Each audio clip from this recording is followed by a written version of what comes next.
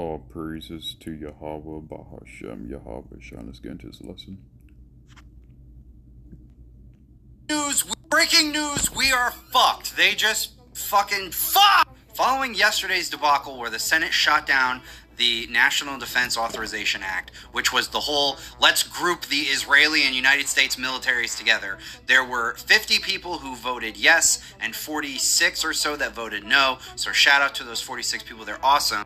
But breaking news just about 30 minutes ago, the House has passed the NDAA because they attached it to the Save America Act. So this is just a nightmare. This is a freaking nightmare. And there's a lot of reasons as to why this is happening right now. So, again, here it is. They voted. I don't know the full numbers and everything, but they voted because they attached it to the Save America Act, Section 219 of the NDAA. So they literally shot it down yesterday, and then they were like, no, we're going to sneak it in today. Apparently, Cocaine Turtle Mitch McConnell has been back, and he's been voting, even though, like, everybody was sure that he was done. Now, here's what's actually happening. Trump is going to address the nation tomorrow night on Thursday at 9 p.m.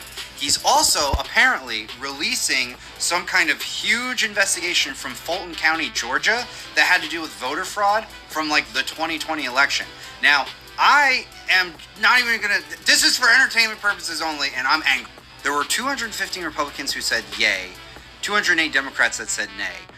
I can't believe how split this is between the parties, first of all, and secondly, where do the Republican Party right now think that this entire occupational idea is a good one?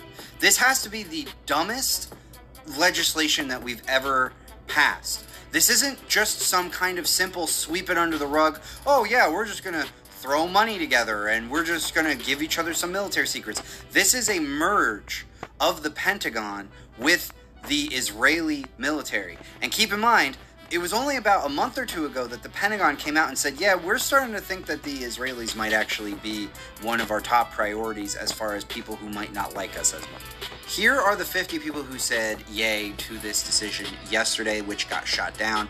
Then they decided to just sneak this in today. I mean, this is incredibly brazen and stupid, the way that the direction of this country is going. Right, but America first, right? That's what these Edomites have been saying for a very long time. They've been saying America first, America first. But really it's Israel first. So now, what you have is that you have it to where the militaries of Israel and America have joined together. So imagine the wickedness the Israelis are doing over there, right, to the Palestinians. And imagine that carrying over in the American military, right? Because an Israeli soldier isn't going to mind shooting a baby, right? Or an American citizen, right? And guess what? They ain't gonna get busted for it either. As you can see, America right now is fighting Israel's war, so everything for Israel. But you saw these American citizens whisper up and down that's America first, but it's never been that way.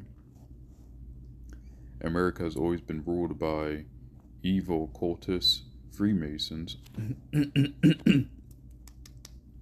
and bankers, right? America has never been about the well-being of the citizens, right? Let's get this out. It says,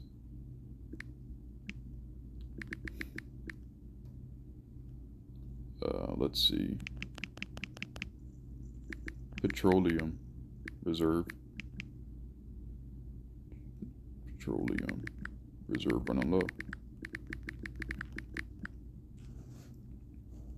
The U.S. Petroleum Reserve has plunged to roughly 360 million barrels, its lowest since April 1983. Right. the depletion of emergency reserves primarily affects the system's ability to absorb future supply shocks.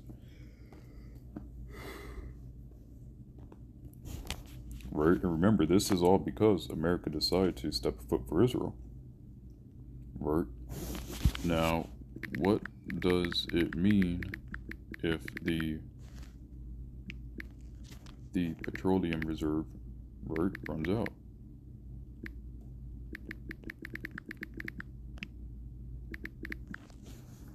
It says, if the U.S.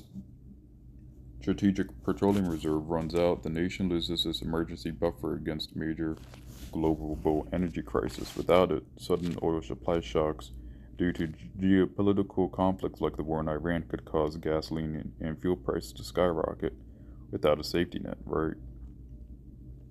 And that's how it's going to be, is that we're going to start having some serious supply shocks if this war keeps going on, right? And gas, I mean, it's at $4 and something now. It's lucky, but however, even though it's at $4 and something now, it could definitely rise up to a different price later on. It says to them, Isaiah chapter 10, verse 1, woe unto them that decree unrighteous decrees, and that write grievousness which they have prescribed, to turn aside the needy from judgment, to take away the right from the poor of my people, that widows may be their prey, and that they may rob the fatherless. Right? Because as you can see, the Israelis over there, they get free health care. Right? Pretty much free schooling. Right? And on top of that, remind you, this is all coming out of the paychecks of Americans to fund the state of Israel. In verse 3, and what will ye do in the day of visitation, and in the desolation which shall come from far? To whom will ye flee for help, and where will ye leave your glory? Right? Because America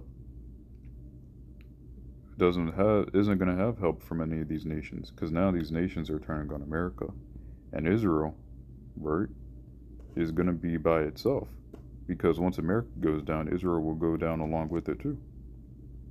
So what I mean by that is, once America is destroyed by nuclear missiles, the Israelis, those Khazars, aren't going to have the power advantage anymore, right?